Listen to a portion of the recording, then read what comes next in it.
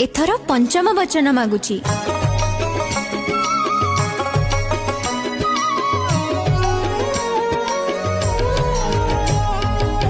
पंचम वचन मोर शुण कहूची, मनरे रखी था तुम्हें पकाई गंठी।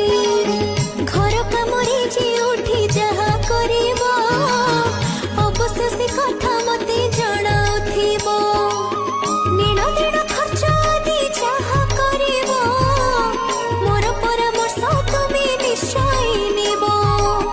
दुहिक सहमति रे घर चलिबो, मानिले पंचम घेरा संपूर्ण हेबो।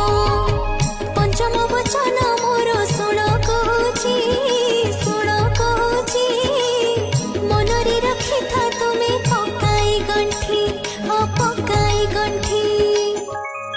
कौन मो कथा मानिब